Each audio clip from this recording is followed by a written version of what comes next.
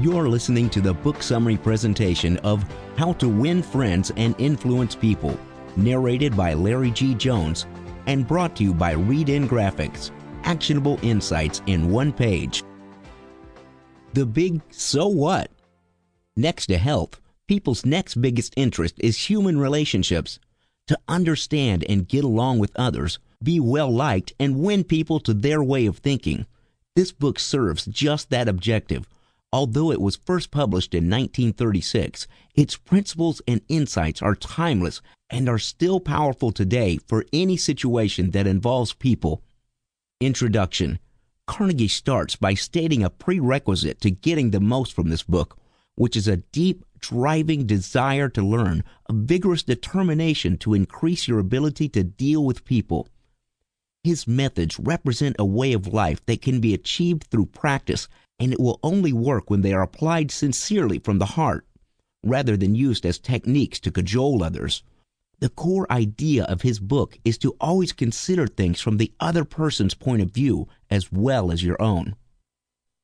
3 fundamental techniques in handling people. 1. Don't criticize, condemn, or complain. Everyone wants to feel important, wanted. Criticizing someone is not only fruitless, it will put him on the defensive, hurt his sense of pride, and even arouse resentment.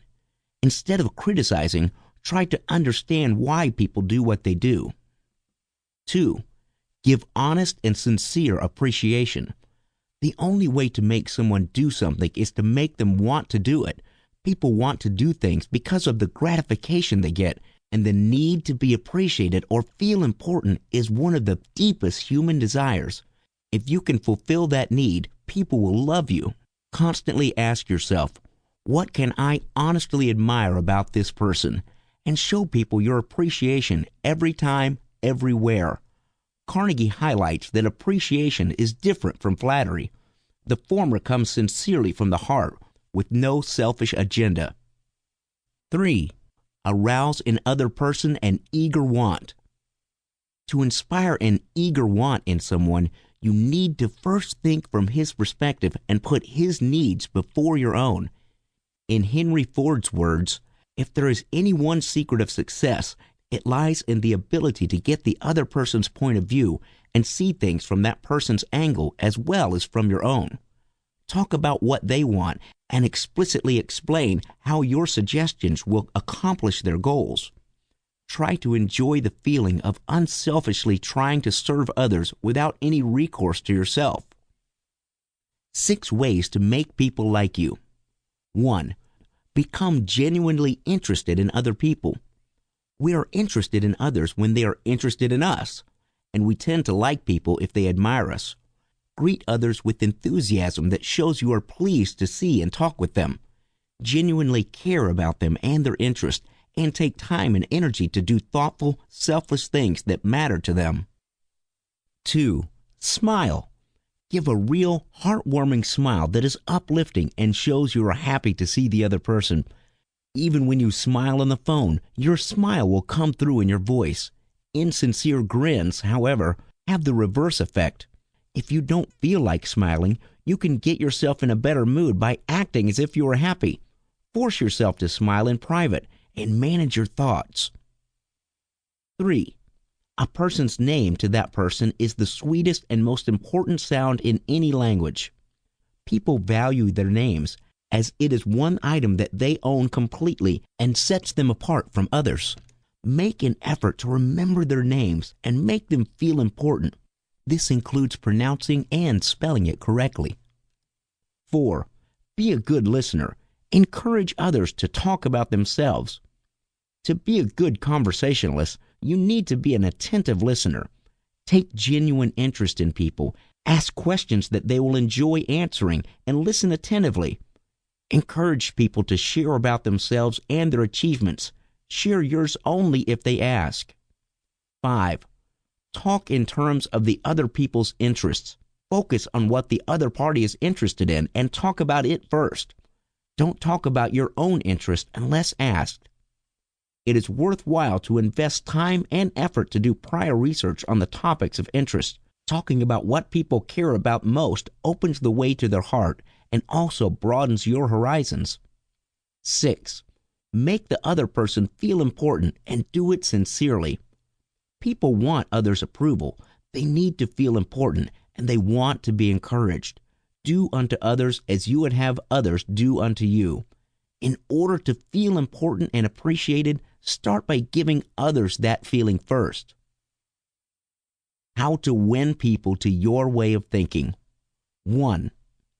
The only way to get the best of an argument is to avoid it. You can never win an argument. Even if you win it, you still lose because you would have embarrassed someone and lost goodwill. To prevent a disagreement from becoming an argument, welcome the disagreement as an opportunity to be corrected. If you feel defensive, don't trust your first instinct. Control your temper and listen first. Look for areas of agreement. Be honest and apologize for mistakes or errors if you made any. Promise to think over the other person's ideas carefully and mean it.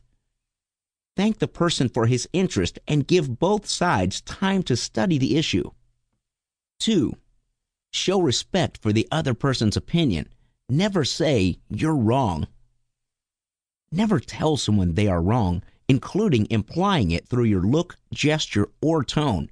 Instead, take the initiatives to be open-minded. Learn to use phrases like these to stop arguments and inspire open-minded decisions. I may be wrong. I frequently am. Let's examine the facts. If you are ever going to prove something, do it so subtly that no one knows you are doing it, or you will only arouse opposition. 3. If you are wrong, admit it quickly and emphatically. If you know you will be rebuked, it is much better to take the first step and do it yourself enthusiastically rather than have someone do it. Not only will this remove guilt and defensiveness, it usually addresses the problem caused by the mistake and encourages the other person to be open-minded too. 4. Begin with a friendly way. When people are feeling upset, no amount of logic can win them over. As Abraham Lincoln says, if you would win a man to your cause, first convince him that you are his friend. Hence, start handling any situation with a kind, friendly, and appreciative approach. 5. Get the other person saying yes, yes immediately. When someone says no, it triggers a series of neuromuscular responses that puts him on the defensive, while saying yes keeps him open and accepting. Hence, if possible, keep your opponent from saying no. Instead, use the Socratic approach. Ask a series of questions to which your opponent will reply yes to. 6. Let the other person do a great deal of the talking. Allow people to talk themselves out and share about their businesses and problems. Ask questions and listen sincerely and patiently with an open mind. Do not interrupt, even if you disagree with them. To be liked by our friends, make them feel important by allowing them to excel us and share about their accomplishments, rather than boast about ours. 7. Let the other person feel that the idea is his or hers. We tend to have more faith in ideas that we discover on our own. Hence, rather than presenting an idea as your brilliant solution, make a suggestion and allow the other person to draw his own conclusion. If possible, even allow the other person to claim credit for the idea, as it will yield better results. 8. Try honestly to see things from the other person's point of view. Never condemn someone for being wrong. Instead, assume the other person always has a valid reason for his or her actions. Try to put yourself in his shoes and understand why he would do or say what he did. Consider from the other person's point of view why he would want to hear or adapt to your point of view. 9. Be sympathetic with the other person's ideas and desires. To get others to be sympathetic to your points of view, you need to first be sympathetic with theirs. Remember that just because their views are different from yours doesn't mean they're wrong. A good line to turn hostility into friendliness and goodwill is this: I don't blame you one iota for feeling as you do. If I were you, I would undoubtedly feel just as you do. When we are open to others, we have a better chance of winning them over. 10. Appeal to nobler motives. According to J. Pierpont Morgan, people typically have two reasons for doing anything: their real reason, which only they will know, and a reason that sounds good. Appeal to the latter and show how your suggestion will fulfill the nobler cause. This is built on the assumption that if you treat people as if they are upright, fair, and honest, most of them will act accordingly. 11. Dramatize your ideas. To get attention, you need to make the benefits of your ideas more obvious, interesting, and vivid to people. You are presenting the truth, but using drama and showmanship to capture their attention and imagination and make your ideas more impressive. 12. Throw down a challenge. People are motivated by opportunities to prove themselves and to win. Stimulate competition or throw a challenge to appeal to people's desire to be important, to excel, and win. Those were Carnegie's 12 powerful tips to win people to your way of thinking. Now, let's look at how you can be a leader and use 9 ways to change people without causing offense or resentment. 1. Begin with praise and honest appreciation. Praising someone sincerely builds their confidence and sets a positive foundation for them to receive feedback on potential areas of improvement. It is like the dentist administering local anesthetics before drilling to dull the pain. 2. Call attention to people's mistakes indirectly. Rather than criticize someone directly, call indirectly to his attention the behavior that you wish him to change. This helps people, especially sensitive ones, to realize their mistake without resentment. If you praise someone before criticizing them, also be conscious to avoid the word but and replace it with and. For example, I'm so proud that you completed the task on time, and it would be even better if. This makes your praise seem sincere rather than a manipulative way to criticize. 3. Talk about your own mistakes first. When you talk about your mistakes before criticizing others, you bring yourself to their level and make yourself more relatable. Regardless of whether you have already corrected your mistakes, it makes it easier for the other person to hear his faults if you start with yours. 4. Ask questions instead of giving direct orders. No one likes to take direct orders. Asking questions help people to feel that they are part of the decision-making process, improves buy-in, and can stimulate creativity. 5. Let the other person save face. Rather than threatening, belittling, or directly finding fault, make an effort to protect the other person's dignity with kind and understanding words. Assure them of their value and give them the confidence to do better next time. 6. Praise every improvement and praise the slightest improvement. Praise works better than criticism because people would do almost anything to get appreciation and recognition. When we help people to realize the true potential they possess, they will be inspired to transform for the better. 7. Give the other person a fine reputation to live up to. When we respect people for their ability, they are more ready to be led. To improve someone, act as if he or she is already outstanding in that particular desired trait or virtue.